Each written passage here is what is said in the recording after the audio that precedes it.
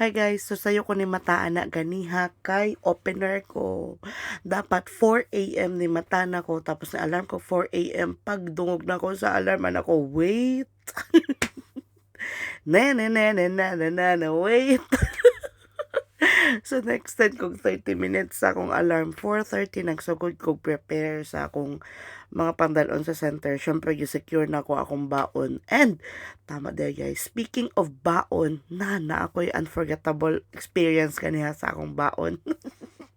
Wala ko kabalo kung masuko ba ko or magkatawa.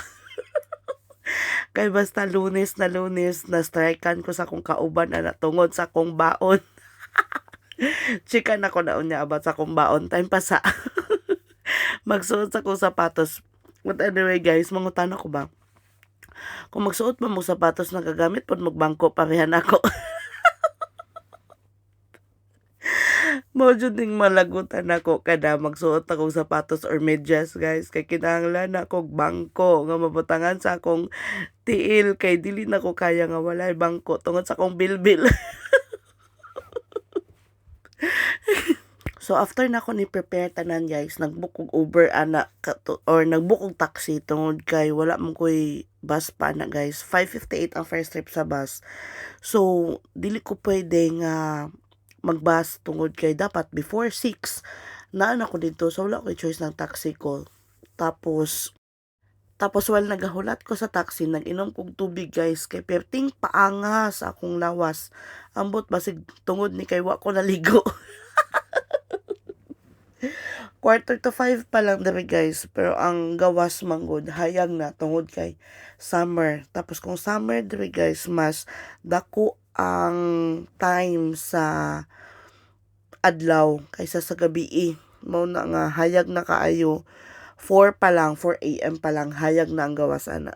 So ikat na nako akong video guys, ha, moadto na kog center kay ipakita nako sa inyo.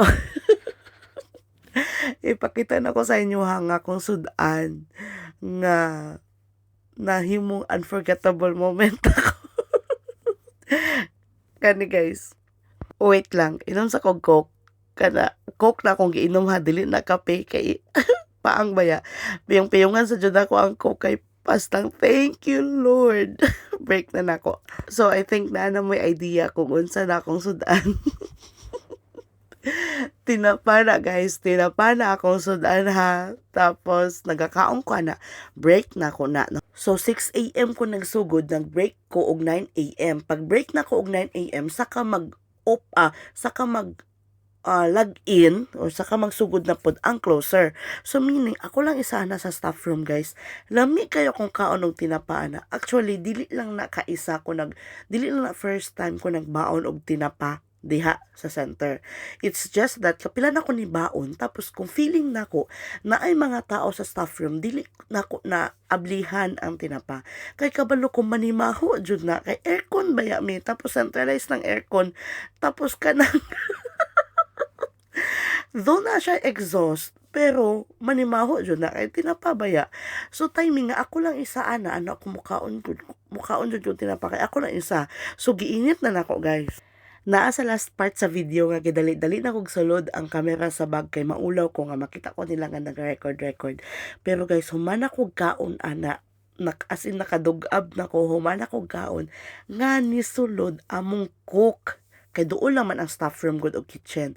Nisulod among cook, tapos nisulod siya kay naa siya gikuha sa staff fridge sa ref, tapos ni ana siya bang, "Hey Karen, what's that stinky smell?" Ni ana siya, "Unsa dutang baho?" Tapos na ko, wala ko katubag.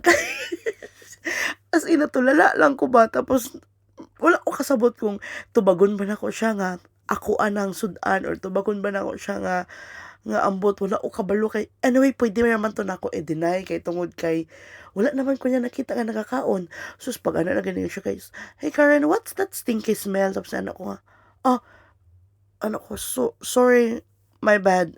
It's sardines because I got sardines in my breakfast. But don't worry, I'll just present later. Nag-anak ko.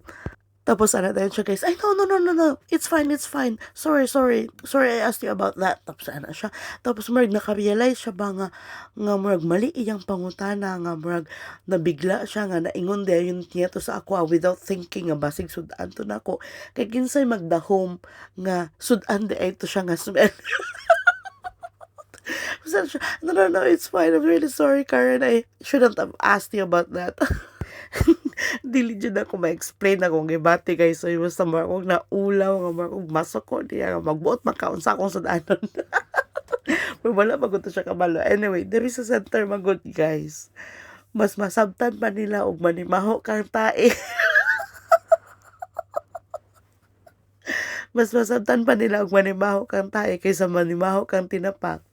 Kay syempre kung manimaho kang tae, sure naman yun nga nag-change kag napi or nag-ilis kag diaper sa bata ana or manimaho makag gatas kay tungod kay ni timpla kag formula or milk sa bata. Pero kung manimaho kang tinapawag, di jud nila masabtan.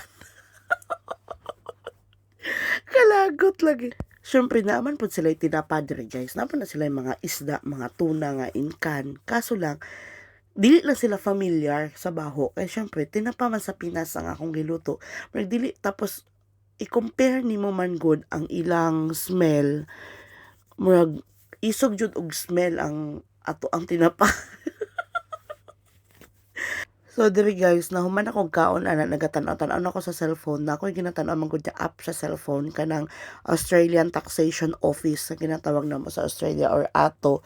Diha nga app guys, naga-download di makita ang imong income or di ba nimo makita imong sweldo o di nimo makita ang tax nimo nga ginabayad sa government. So makita nimo diha pila na ang tax nga nabayad nimo sa government or makita nimo diha kung regular ba nagahatag or updated ba nagahatag imong employer sa tax sa government.